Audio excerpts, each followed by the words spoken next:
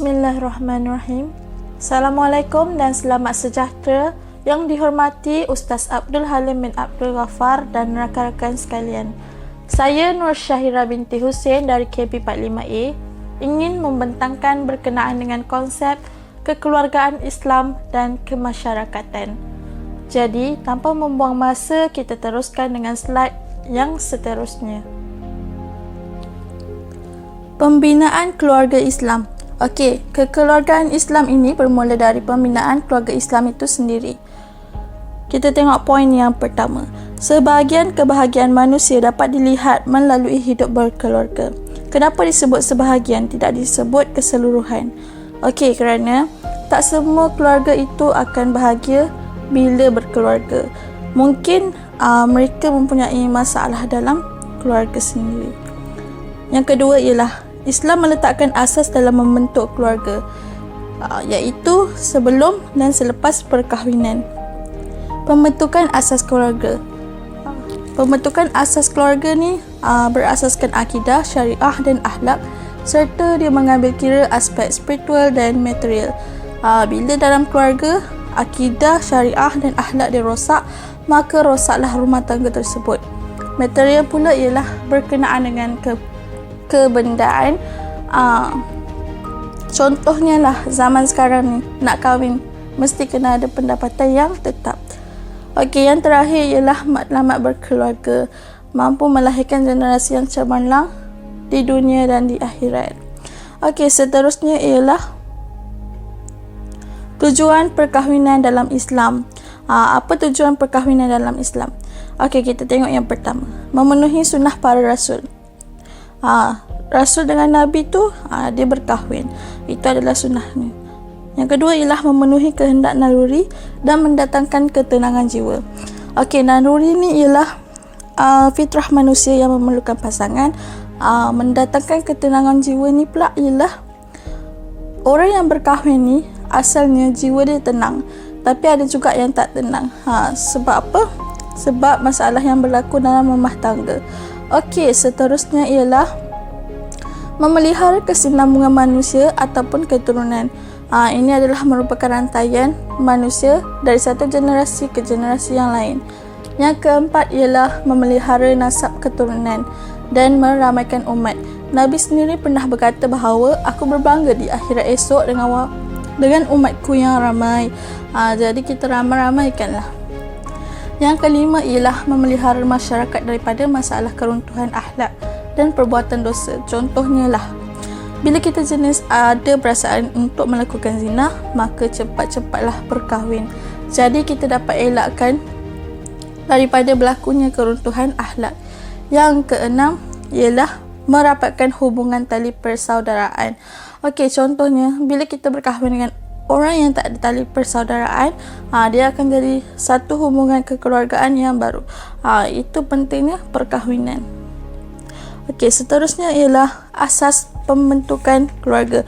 Okey, dia terbahagi kepada dua, iaitu sebelum kahwin dan selepas perkahwinan. Kita tengok yang sebelum kahwin. Yang pertama ialah memilih pasangan yang baik. Okey, ada dua benda, iaitu spiritual dan fizikal. Spiritual ni ialah beragama dan berakhlak mulia. Fizikal ni ialah luaran dia daripada segi kesihatan dan kecantikan. Yang kedua ialah setaraf, iaitu persamaan dari segi keadaan hidup, sama ada kedudukan ataupun latar belakang. Yang ketiga ialah persetujuan dan kerelaan pasangan. Okey, sebelum kita kahwin, kita kena ada perasaan suka sama suka. Kalau kita kahwin kerana terpaksa, akan timbulkan masalah. Okey, yang keempat ialah persediaan kebendaan. Macam yang saya cakap sebelum ni, bila kita nak kahwin, mesti ada pendapatan yang tetap. Contohlah, kalau tak ada motor, kita kena ada kereta. Yang terakhir ialah pastikan pasangan sah dikahwini. Okey, untuk selepas perkahwinan, kita tengok yang pertama, memantapkan iman dan takwa. Contohnya melaksanakan ibadah. Yang kedua ialah melaksanakan tanggungjawab. Bila dah jadi suami isteri ni, kita kena tahu tanggungjawab masing-masing dan kita kena laksanakannya. Yang ketiga ialah melaksanakan keadilan dalam keluarga. Okey, suami isteri kena bersikap adil dalam keluarga. Contohlah, kalau ada anak ramai, kita jangan pilih kasih, kena layan anak tu sama rata. Yang keempat ialah mendidik keluarga dengan akhlak mulia. Dan yang kelima ialah mewujudkan ketaatan dan kesetiaan. Okey, kita pergi ke slide yang seterusnya. Kemasyarakatan Islam. Masyarakat ialah kumpulan manusia yang hidup bersama, pergaulan hidup dan hidup bermasyarakat. Okey, kita tengok masyarakat Islam ni, dia dibentuk bersumberkan Al-Quran dan As-Sunnah.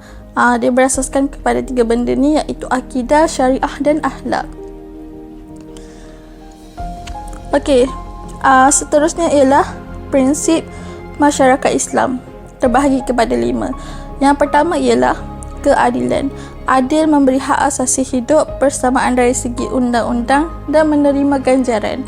Okey, dia tidak ada diskriminasi disebabkan perbezaan warna kulit, keturunan, bangsa dan jantina. Yang kedua ialah kebebasan. Kebebasan dari segi apa?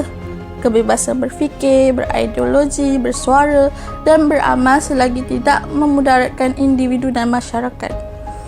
Okey, yang ketiga ialah memelihara perdamaian dan elak salah faham. Yang keempat, saling sayang menyayangi. Dan yang kelima ialah persamaan. Okey, apa perkara yang menjejaskan hidup bermasyarakat? Antaranya ialah fitnah, mengumpat dan zalim. Seterusnya ialah hak dan tanggungjawab anggota masyarakat. Kita tengok ada 2, iaitu orang Islam dan orang bukan Islam.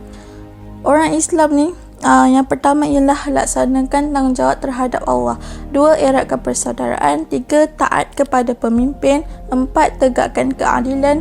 5, wujudkan keamanan. Okey, jangan timbulkan sesuatu yang boleh menimbulkan ketenteraman. Contohnya macam provokasi. Untuk orang yang bukan Islam, yang pertama ialah dapat perlindungan. Yang kedua, jaminan hari tua dan harta.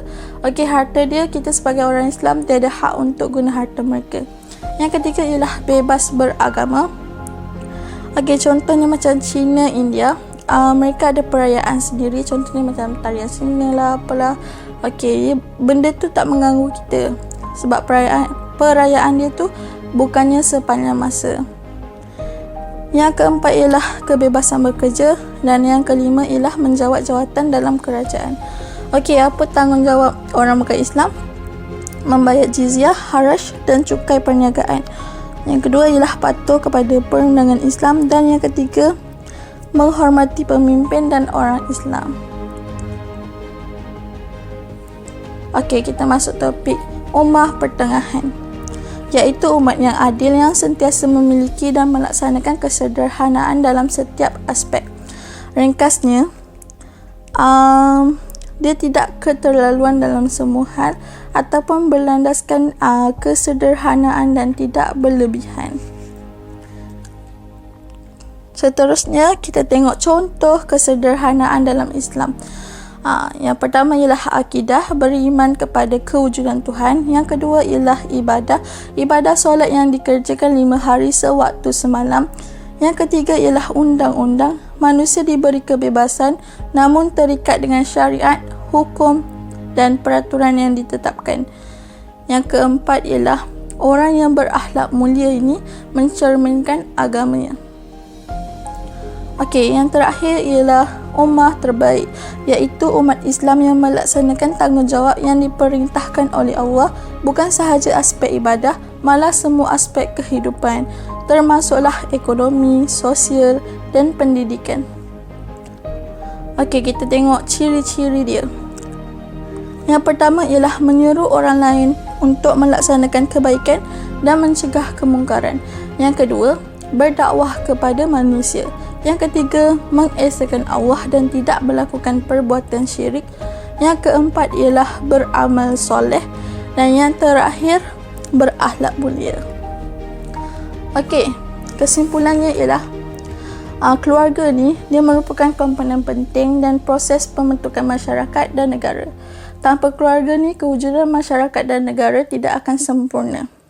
Islam dia memandang keluarga sebagai sebuah pencorak yang paling penting dalam pembinaan masyarakat. Sekiranya keluarga tu dibentuk secara beriman, maka akan lahirlah masyarakat yang beriman.